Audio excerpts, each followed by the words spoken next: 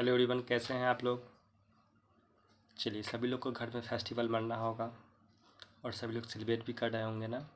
तो लोक आस्था एवं सूर्य के उपासक अद्वितीय दिवस खरना की सभी लोगों की हार्दिक शुभकामनाएं। अच्छे से सब लोग सेलिब्रेट कीजिए, क्योंकि बिहार का सबसे महान पर्व छठ पूजा है। तो हम लोग सेलिब्रेट तो करेंगे ही अच्छे से। चल, इसी के साथ आज हम लोग हिंदी का पेडागोजी देखेंगे। 30 मार्क्स का जो क्वेश्चन है, प्रीवियस ईयर का IB पेपर है। तो आप लोग आज हिंदी का देखेंगे पेडागोजी। सभी लोग निकालिए, कम से कम 40 मिनट निकाल के वीडियो को देख लीजिए। मात्र 40 मिनट का बात है। फिर आप लोग का जैसे जो भी सेलिब्रेट करते हैं सभी लोग कीजिएगा। आइए, अगर हम देखते हैं आज का हमारा सेशन जो होगा, ठीक है, सीटेट, वही फिर से जो कल वाली बात है कि सभी लोग जो भी जिनको जुड़ना है लाइव बैचेज अपना देख लीजिएगा। जिनको भी जुड़ना है अपने दोस्तों के भी शेयर कर दीजिए, ताकि वो भी लोग जहाँ से हो इस चीज़ से जुड़े। बहुत अच्छी बात है।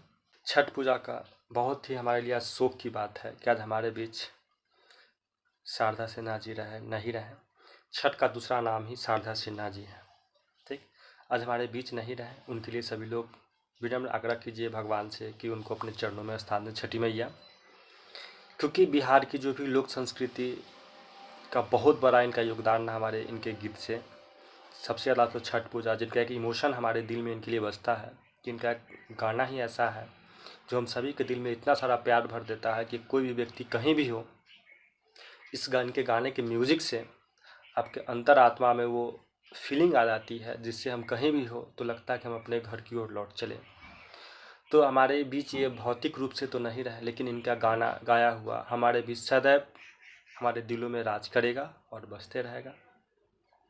भगवान इनके आत्मा को शांति दे, सभी लोग यही दुआ कीजिए। चल, अब हम चालू करते हैं आज का क्लास। इसके बाद सेशन हम लोग का जो आगे का सेशन है, देखते हैं क्या है क्लास हम लोग का। आइए, चलिए क्वेश्चन हम लोग एक देखते हैं। का राष्ट्रीय शिक्षा नीति यानी NEP 2020 का क्वेश्चन पूछा गया है कि कह रहा है किसका वकालत करती है। तो बताया था जब NEP सबसे ज़्यादा आपका ध्यान दिया था मातृभाषा, घर की भाषा, शास्त्रीय भाषा, ये सब ज़्यादा विशेष ध्यान दिया था। तो आपका ऑप्शन नंबर 1 में संस्कृति, हिंदी सब के बारे में चर्चा है, तो होगा नहीं। दूसरा में मातृभाषा लेकिन अंग्रेजी और राज्य की भाषा, ये भी चलिए ठीक है। ऑप्शन नंबर 2 कुछ हद तक आपको सही लग रहा है। तीसरा कह रहा है कि समुच्च विद्यालय में शिक्षा के अंग्रेजी के अध्ययन के रूप में। और तीसरा आपका कह रहा है चौथा नंबर की मातृभाषा, घर की भाषा, शास्त्रीय भाषा, आधुनिक भारतीय भाषा एवं विदेशी भाषा। तो सबसे अच्छा आपका ऑप्शन नंबर 4 के अलावा तो कोई हो ही नहीं सकता। तो लगाइए सभी लोग ऑप्शन नंबर कितना, तो 4, क्योंकि इससे अच्छा कोई ऑप्शन आपके सामने नहीं। चलिए आगे बात करते हैं क्वेश्चन नंबर 2 का। तो 2 क्या कह रहा है, इसको भी देखिए सभी लोग। 2 क्या कह रहा है आपका कि एक बच्ची अपने माता पिता के साथ कहाँ है, तो बिहार से मुंबई आती है और अपने विद्यालय में हिंदी, संस्कृत ये सब भाषा पढ़ती है, लेकिन अपने अड़ोस पड़ोस में जब जाती है तो मित्रों के साथ मराठी भाषा सीखती है। तो किसका एग्जाम्पल है, तो सब बताया था, क्योंकि जो जहाँ सीखेगी स्कूल में तो अधिगम और अपने दोस्त मित्र और समाज समुदाय में सीखती है, तो कहता है भाषा अर्जन। इसमें सोचना ही नहीं। आपका ऑप्शन नंबर क्या लगाइएगा सभी लोग, तो 1 नंबर आपका ऑप्शन हो जाएगा भाषा अर्जन। आगे बात करते हैं क्वेश्चन नंबर 3 की। तो देखिए 3 कह रहा है आपका कि क्वेश्चन नंबर 3 देखिए क्या कह रहा है, इसको भी देखिए। क्वेश्चन नंबर आपका 3 कह रहा है कि किस शिक्षार्थी को एक पाठ सामग्री पढ़ाते समय कुछ संकेत मिलते हैं, यानी जब पढ़ाते हैं तो बच्चों का हम कुछ संकेत देते हैं, बच्चा उसी संकेत से अर्थ ग्रहण करने की प्रक्रिया में उसको मदद मिल जाता है। तो उसको क्या कहिएगा, तो सबसे अच्छा है यही ना, क्या कहिएगा उसको, तो बच्चा को संकेत से पढ़ता है, तो ऑप्शन नंबर C लगाइए, अर्थगत संकेत कहिएगा। ये बच्चा क्योंकि संकेत के माध्यम से पढ़ रहा है, तो उसको आप वही कहिएगा। देखिए आगे क्वेश्चन नंबर देखते हैं, हम 4 की बात करते हैं।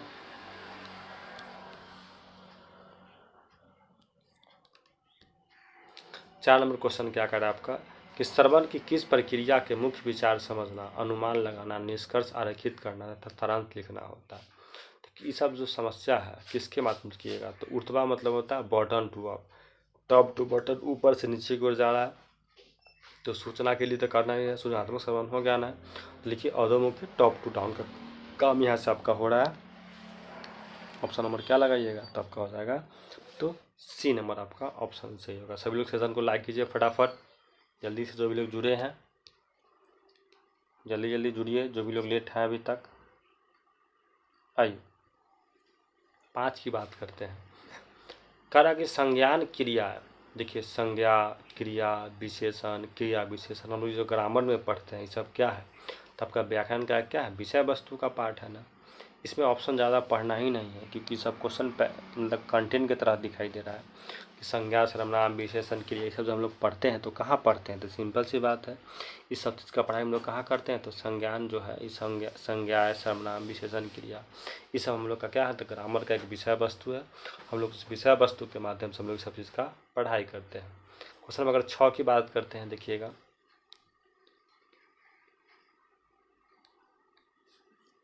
6 की बात कीजिए, तो कह रहा है 6 नंबर क्वेश्चन की रचनाओं के बारे में ज्ञान तथा इसे सीमित अभ्यास द्वारा वर्णित करना, यानी कि आपका एक सीमित कर दिया गया किसी चीज़ के बारे में, ज़्यादा नहीं, सीमित अभ्यास, और उतना ही आपको वर्णित करना है और उतना ही क्रिया करना है, उससे ज़्यादा आपको कोई काम नहीं करना है। तो कह रहा है कार्य विधि ज्ञान, तो ऐसा तो कार्य विधि में कार्य मिलेगा तो बहुत सारा काम करना पड़ेगा।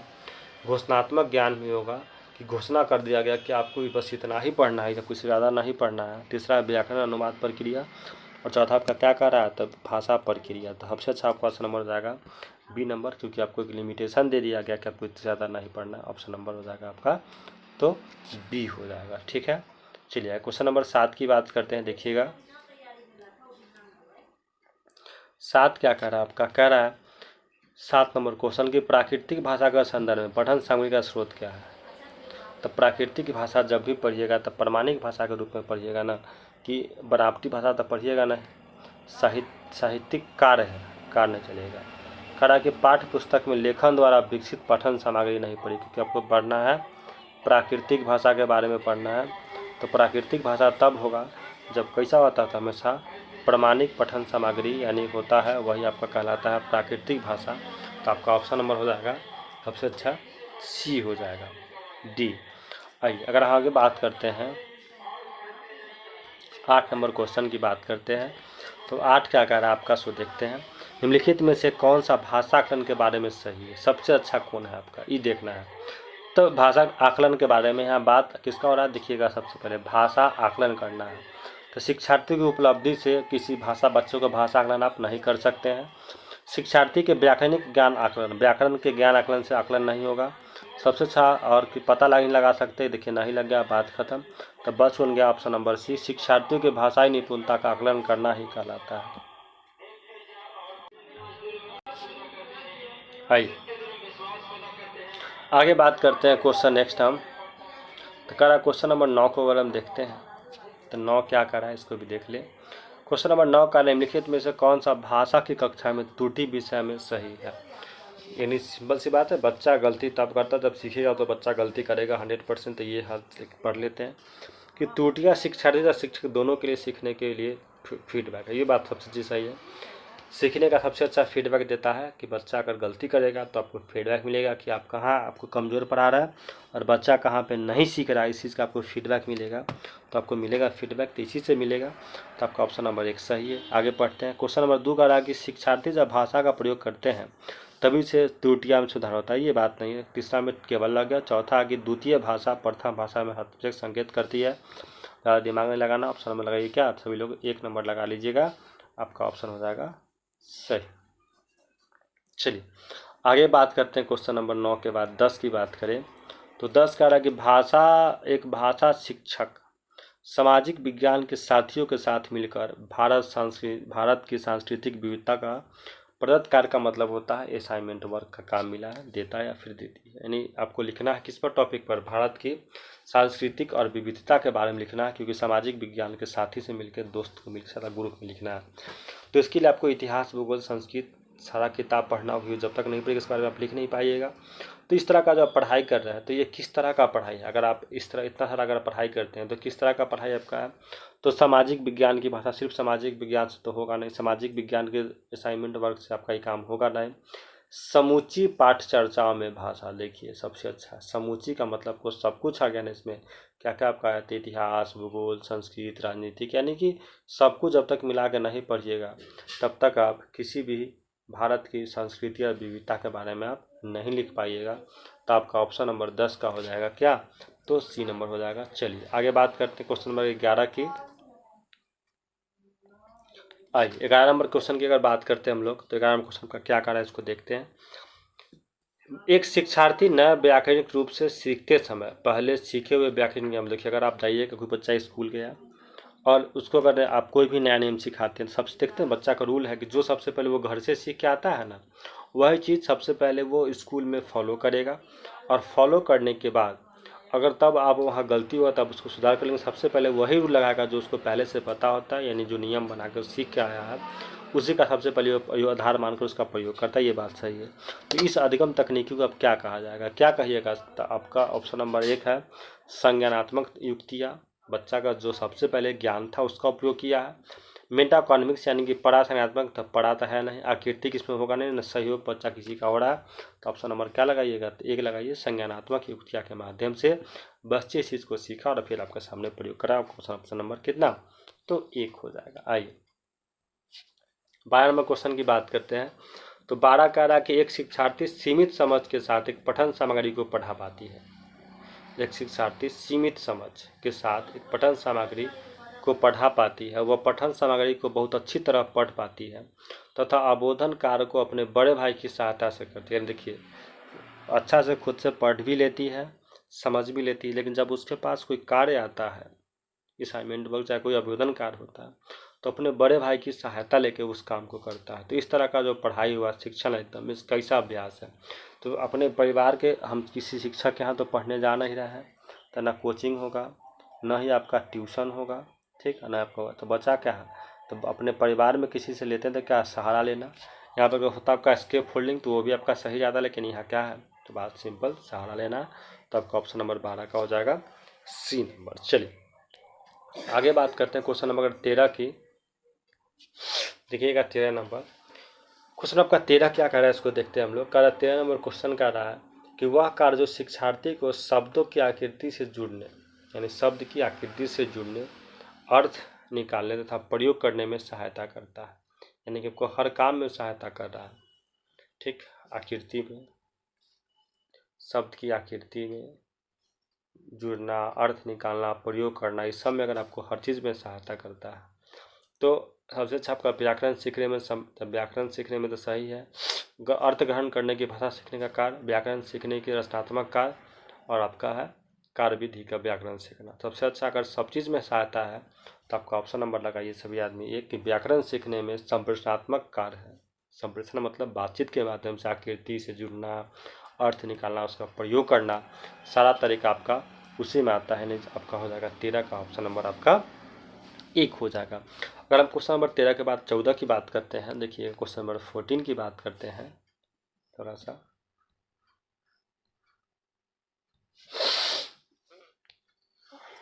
आई क्वेश्चन नंबर 14 की बात करते हैं, तो क्या करा 14 नंबर क्वेश्चन, इसको भी देखते हैं।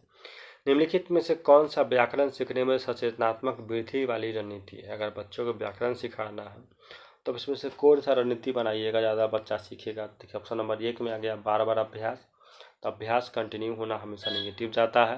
दूसरा कुछ हद तक सही है कि कह रहा कि प्रयोग में लाना, योग बनाना, उनका ध्यान और नियमों को दिलवाना और दिलवाना, ठीक है। तीसरा में हर करने का अभ्यास कर देना, और चौथा में है अभ्यास पे। तो बच गया कौन आपके पास 2 नंबर, पढ़ लीजिए कि व्याकरण भाषा के संदर्भ में प्रस्तुत करना और शिक्षार्थियों के संज्ञान में लागू और प्रयोग करने वाले योग बनाना तथा बाद में उनके ध्यान इस नियमों पर लाना, यानी सबसे अच्छा नियम आपका बचा आपके ऑप्शन नंबर 2 है। देख लीजिए सभी लोग, इससे अच्छा कोई ऑप्शन आपका हो ही नहीं सकता।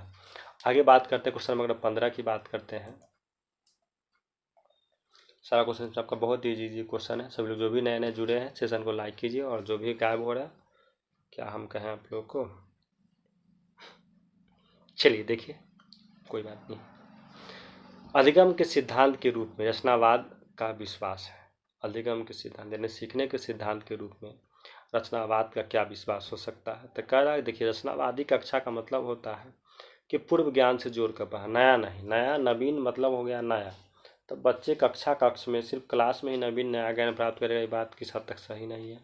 अभ्यास कराना तो है नहीं कि रचनावादी बच्चा है देखते होगा स्कूल का जितना सारा किताब होगा ना, बच्चा को पहले से पूर्व ज्ञान जुड़ा रहता है, ताकि बच्चों को पता हो कि हाँ इससे पहले हम कुछ पढ़े हैं और फिर इस चीज़ को पढ़े जाए तो उसको समझ में आएगा। तो ऑप्शन नंबर आपका सोचना ही नहीं है, लगाइए डी। कह रहा है कि बच्चे अपने पूर्व ज्ञान से जोड़कर सीखता है। सबसे अच्छा आपका रचनावादी कक्षा जो आपका यही होता है। अगर क्वेश्चन नंबर आगे बात करें 16 का, क्वेश्चन नंबर 16 की बात करते हैं तो देखिएगा क्या कर आपका क्वेश्चन नंबर 16, इसको भी देखते हैं। छोटे बच्चे के लिए पाठ्य योजना बनाते समय अध्यापिका जो है भौतिक प्रतिक्रिया यानी TPR विधि का ध्यान केंद्रित करने का निर्णय लिया कि बच्चों को ऐसा हम सिलेबस बनाएंगे कि बच्चे का ध्यान हम अपने ऊपर केंद्रित कर लें, और पाठ में समग्र भौतिक प्रतिक्रिया और शामिल करने के लिए अध्यापिका को निम्नलिखित में से क्या करना चाहिए। एक टीचर है तो आप इसमें सबसे अच्छा कौन काम कीजिएगा। तो पहला है कि गतिविधियाँ न करवाना तो बहुत गड़बड़ बात है, को प्रोजेक्ट वक्ता और हाल में करवाना है। तो ऑप्शन नंबर आपका एक सबसे पहले गलती हो गया। और यहाँ बात हो रहा है कि TRP फिजिकली वर्क होता है, क्या करना चाहिए, फिजिकली वर्क है तो ऑप्शन नंबर 2 देख लीजिए। कक्षा में कुछ शारीरिक गतिविधियाँ करवाइएगा, फिजिकली वर्क यहाँ 3 में बैठा के पढ़वाना है, और चौथा कक्षा में कुछ सर्वनिक गतिविधियाँ करवाना है, सुनने वाला गतिविधि हो गया। तो यहाँ बात हो गया TPR यानी कि बच्चा को शारीरिक गतिविधियाँ करवाना, ऑप्शन नंबर आपका बी है।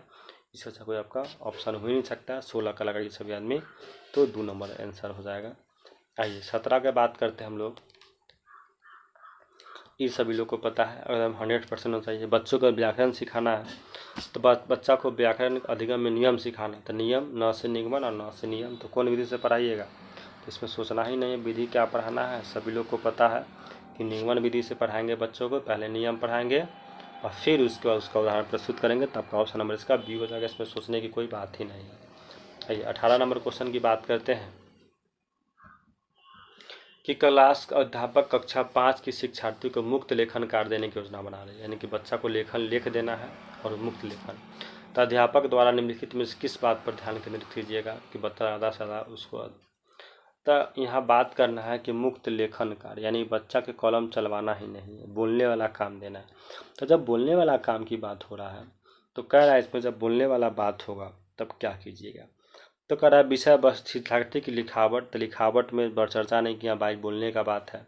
सटीकता तो होगा नहीं, विषय वस्तु का प्रवाह सबसे अच्छा है, या सटीकता फिर हो गया तो बातें खत्म हो गया, ये सब खत्म। सबसे अच्छा क्या कीजिएगा कि आप विषय वस्तु का प्रवाह जिस हिसाब से होगा उसी हिसाब से बच्चे को क्या काम दीजिएगा, तो लेखन मुक्त कार्य करके बच्चे का करवा लीजिए।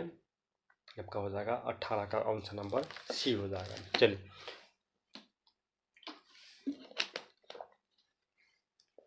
अब 19 नंबर क्वेश्चन की बात करते हैं। 19 क्या कर आपका सो देखते हैं हम लोग।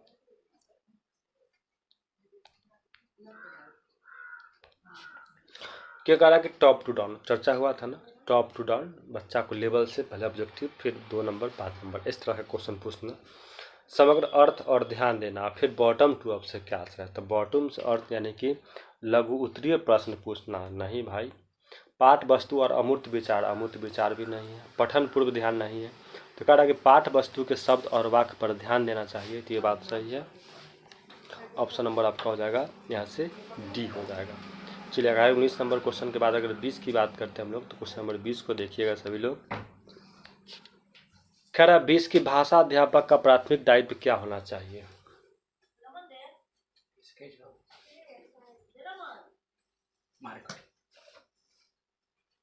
आइए अगर हम बात करते हैं भाषा अध्यापक का प्राथमिक दायित्व, आप अगर भाषा के शिक्षक हैं सबसे पहले आप क्या कीजिएगा, सबसे पहले आपका काम क्या होगा, तो शिक्षार्थी को ऑर्डर देना है। अरे निर्देश देना हमेशा नेगेटिव बात होता है, निर्देश दीजिएगा नहीं। संप्रेषण सबसे अच्छी बात है। विषय वस्तु का चयन, सबसे पहले आके आप सब्जेक्ट नहीं चुनिएगा, वो ऐसा किताब खरीदिए पढ़िएगा, ये भी नहीं होगा। आप बच्चों को बांटना नहीं, तो सबसे अच्छा आपका संप्रेषण का बात हो रहा है कि भाषा अध्यापक है और प्राथमिक आपका दायित्व बनता है कि शिक्षार्थियों में संप्रेषण आवश्यकताओं की पहचान करना कि बच्चा का किस तरह से हर व्यक्ति से बात करता है, इस चीज़ को पहचानना और पहचानने के अकॉर्डिंग बच्चों को ज्ञान देना ही कहलाता है आपका एक अच्छा दायित्व बनता है अगर आप हिंदी के एक टीचर हैं तो आपका ऑप्शन नंबर 20 का हो जाएगा बी। चलिए 21 नंबर क्वेश्चन की बात करते हैं। तो 21 पर देखिएगा, एक छोटी बच्ची कोई एक पुस्तक उठाती है और सबसे पहले उसको सीधा पकड़ती है और उसका पेज पलट देती है। उसको पता है यानी उसके अंदर साक्षरता कहीं ना कहीं कौशल है कि वो जानती है किताब सीधा और उल्टा कैसे होता है। तो उद्गामी समाधान कौशल, समाधान तो होगा नहीं, ऑप्शन नंबर 2 सही है। तीसरा कह रहा है पाठ चर्चा नहीं, गुणधर्म है नहीं।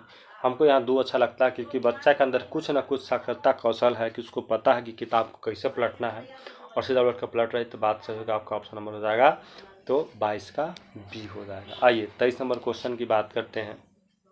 23 क्या कह रहा है आपका, सॉरी 22 ठीक 22 कह रहा, 22 का कह रहा क्वेश्चन नंबर कि निम्नलिखित भाषा अर्जित है, क्योंकि वैसा करना आनुवांशिक है। ठीक है, तब भाषा अर्जित आनुवांशिक पर डिपेंड करता है, लेकिन यहाँ कह रहा कि परिवेश की कोई भूमिका नहीं। हम पढ़ाए थे कि हमेशा आनुवांशिक और वातावरण साथ में आएगा। तो यहाँ कह रहा है कि बच्चा में जो भाषा अर्जन होता है उसमें आनुवांशिक का जरूरत है, लेकिन परिवेश का कोई भूमिका नहीं। तब ऑप्शन नंबर 1 गलती हो गया, जबकि परिवेश का भूमिका उसमें होता है। तो एक काट दीजिए। दूसरा पढ़िए, भाषा अर्जन में शिक्षार्थी केंद्रित कक्षा परिवेश को बहुत गहरा प्रभाव पड़ता है। बात सही है, आपका ऑप्शन नंबर हो जाएगा 1 कि भाषा अर्जन में शिक्षा केंद्रित में बच्चे पर बहुत विशेष प्रभाव पड़ता है, क्योंकि स्पेशल हम बच्चे के लिए ही पढ़ाते हैं।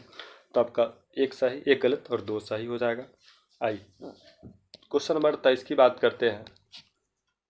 23 आपका क्या कह रहा है कि पठन सिखाने के उस तरीकों के क्या कहा जाता है जिसमें शब्द के अर्थ प्रयुक्त संदर्भ के अनुसार समझने पर बल दिया जाता है। यानी कि अगर बच्चे को पढ़ाना सिखाना है जिसमें बच्चे के अर्थ प्रयुक्त संदर्भ अनुसार समझाने का अगर बात किया जा रहा है, उस पर बल दीजिएगा तो क्या कहलाएगा।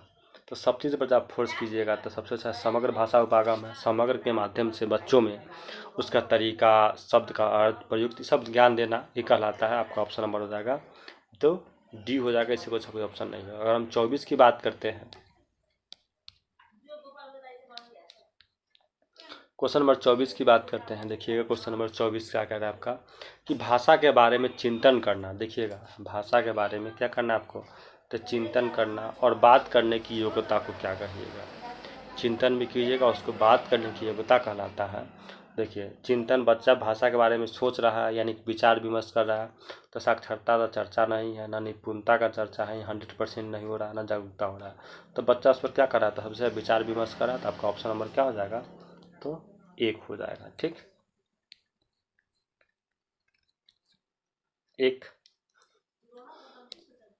1 नंबर। चलिए आइए 25 नंबर क्वेश्चन देखते हैं हम लोग।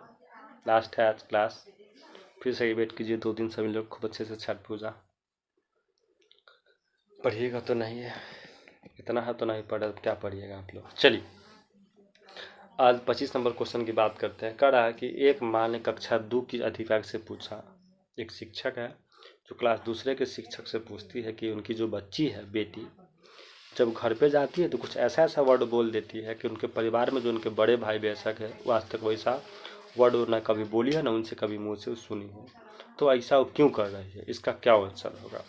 तो सिंपल सी बात है, देखिए ऑप्शन नंबर ए रचनावादी उपागम के अनुसार नई भाषाएं आविष्कृत होती है। चलिए अच्छी बात है, रचनावादी उपागम है तो नया नया भाषा तो बच्चा के अंदर आएगा ही। 2 में लग गया केवल तो बात खत्म हो गया। 3 मनुष्य के मस्तिष्क भाषा सीखने में, देखिए सबसे अच्छा ही बात है कि आप जिस परिस्थिति में रहिएगा, जिस अनुकूल वाले परिस्थिति में आप रहिएगा, वहाँ के आप जो माहौल होगा उस माहौल के अकॉर्डिंग आपके मस्तिष्क में वो बात हमेशा चलते रहेगा और हमेशा आप उसी के बारे में सोचिएगा। और चौथा आपका कह दिया पुनर्मिलन के बाद, तो ऑप्शन नंबर आप लगाइए सी, बिना कुछ सोचे समझे, क्योंकि इससे अच्छा कोई आंसर हो ही नहीं सकता। ऑप्शन नंबर आपका सी हो गया। चलिए अगर आगे बात करते हैं 26 नंबर क्वेश्चन की, तो कह रहा है प्रारंभिक साक्षरता को सुसाध्य बनाने के लिए एक युक्ति है जिसमें एक वयस्क को बालिका दोनों साथ पुस्तक देख सकते हैं। यानी कि देखिए इसमें क्या हुआ कि अच्छा करने के लिए एक शिक्षक है, 2 व्यक्ति हैं। जैसे पहले हम दोनों आदमी एक किताब को पढ़ लिए, फिर आप हमसे क्वेश्चन कीजिएगा, हम आपका उत्तर देंगे, फिर आप हमसे क्वेश्चन कीजिएगा, फिर हम उसका उत्तर देंगे। यानी कि आपस में तालमेल हो रहा था। यहाँ तक कथा हो नहीं रहा, कथा में होता है कि हम भाषण दिए आप सुनिए, तो कथावाचक हो नहीं रहा है। न या किसी चीज़ का मॉडल की बात किया गया है, न हम अपनी समस्याओं को आपसे झांसा कर रहे हैं। झांसा करने का मतलब बताना। तो यह कैसा चर्चा हो रहा था, संभाषिक पठन हो रहा है कि हम दोनों आदमी मिल के पढ़े, फिर आप हमसे क्वेश्चन पूछिए, हम उत्तर देंगे, फिर हम आपसे पूछेंगे और हमको उत्तर दीजिए। यानी संभाषिक पठन का एक अच्छा उदाहरण है। चलिए क्वेश्चन नंबर 27 की बात करते हैं हम लोग। 27 देखते हैं। एक अध्यापिका शिक्षार्थी को भाषा श्रवण के कौशल को कैसे कैसे कर सकते हैं विकास, यानी कि आप एक शिक्षक हैं और शिक्षार्थी में अगर भाषा कौशल का डेवलपमेंट करना है तब किस तरह से कीजिएगा। शिक्षार्थी को वह सुनने के लिए कहना जिसे वो निष्क्रिय निगेटिव बात है, आप क्वेश्चन नंबर 1 गलती हो गया, काट दीजिए निष्क्रिय। दूसरा में करा कि क्लास के बाहर और अंदर, तो बात सही है कुछ हद तक, चलिए देखते हैं इसे। अतः अन्य भाषिक कौशल के संबंध में बिना केवल लग गया, बात खत्म।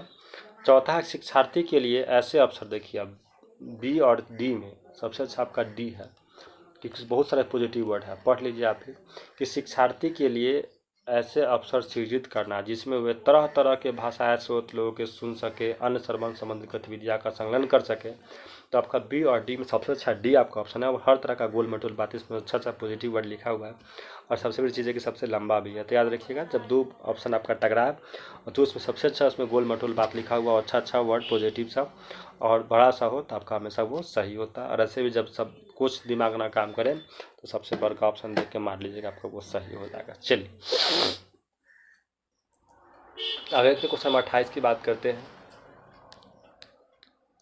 निम्नलिखित कथनों को पढ़िए तथा सही विकल्प का चयन कीजिए। चलते हैं चल। प्राथमिक स्तर पर भाषा में सटीकता बहुत ही महत्वपूर्ण है। भाषा का सटीकता यानी 100% का बात हो रहा है तो गलत है। व्याकरण प्राथमिक स्तर पर पाठ चर्चा का अभिनव अंग है, बात अंग नहीं अभिनव है, थोड़ा सा बच्चे को पढ़ाया जाता है। तो 1 सही 1 गलत 2 सही, आपका ऑप्शन नंबर 1 हो जाएगा, इसमें सोचना ही नहीं सब। आइए 29 नंबर क्वेश्चन देखते हैं हम लोग कि भाषा और भाषा अधिगम की प्रकृति और शिक्षण शास्त्रीय व्यवस्थाओं में दोनों में अनुप्रयुक्त के बारे में सैद्धांतिक स्थिति के मतों को क्या कह सकते हैं। तो क्या कहिएगा आप लोग, सबसे अच्छा क्या आगा आपका तो उपागम, ऐसी याद होगा सब लोग को कि टेक्निक है नहीं पाठ्य पुस्तक में सबसे आपका उपागम है, क्योंकि भाषा और भाषा अधिगम की प्रकृति के शिक्षण के बारे में बात किया गया, तो आपका ऑप्शन नंबर डी हो जाएगा, इसमें कुछ सोचना नहीं है। आइए अब आप लास्ट क्वेश्चन देखते हैं हम लोग 30 नंबर क्वेश्चन, और इसी के साथ आपका क्लास का खत्म भी हो रहा है। रचनात्मक मूल्यांकन पढ़ाए थे। रचनात्मक का मतलब होता है बीच बीच में बच्चे से टेस्ट लेकर उसकी समस्याओं को जानना, फिर उसमें सुधार करना, और इससे चेक होता है कि बच्चा मेरा कितना डेवलपमेंट हुआ। तो ऑप्शन नंबर 1 में लग गया कि परिवर्तन संबंधित नहीं है, बात खत्म है। शिक्षण अधिगम प्रक्रिया में क्या हो रहा है, ये बात खत्म, क्या हो रहा है इससे क्या मतलब, रचनात्मक अधिगम के बारे में हो रहे विकास में सुधार से संबंधित है। इससे अच्छा कोई ऑप्शन नहीं होगा कि हम जो बच्चों को सिखा रहे हैं अधिगम वाला बात, उस अधिगम में हो रहे विकास में कहाँ डेवलपमेंट हुआ, कहाँ नहीं हुआ, और कहाँ सुधार की ज़रूरत है। इसलिए हम लोग क्या रचनात्मक मूल्यांकन बच्चों से SW असाइनमेंट वर्क लेते हैं, ताकि पता चले हम जो पढ़ाए आप कहाँ तक पढ़े, नहीं तो इसकी जानकारी हम लोग को वहाँ से मिल पाता था। ऑप्शन नंबर हो जाएगा सी, और इसी के साथ आपका क्लास का खत्म हो रहा है। चलिए सब लोग अच्छे से सेलिब्रेट कीजिए छठ पूजा, आज सेकेंड डेज है, खूब मस्ती कीजिए, करना ही। और जो भी लोग जुड़े पढ़े बहुत बहुत धन्यवाद। हिंदी था, जो नहीं जुड़े उनको भी बहुत बहुत धन्यवाद, उनको कहा छोड़ दे। देखिए भगवान को प्रे करने से थोड़ी ना रिजल्ट हो जाएगा, पढ़ना पड़ेगा इसके लिए, बिना पढ़े हुए कुछ हो पाया नहीं। ऐसा अगर होता तो हर कोई व्यक्ति खूब पूजा पाठ करता और IAS बन जाता, लेकिन वहाँ नहीं है, कहीं ना कहीं डिपेंडेंट है कि आपको कुछ न कुछ कर्म करना पड़ेगा। जब आपका कर्म सक्सेस हो जाएगा तो 50-50 का चांस होता है, तब सक्सेस हो जाएगा आधा भगवान और आधा आपका कहीं ना कहीं मेहनत होता है। लेकिन सबसे पहले आपको अच्छा एक कर्म करना होगा, उसके लिए आपको पढ़ना पड़ेगा। चलिए बहुत बहुत धन्यवाद सब लोगों को जुड़ने के लिए, और पुनः सभी लोग को छठ पूजा की हार्दिक शुभकामनाएं।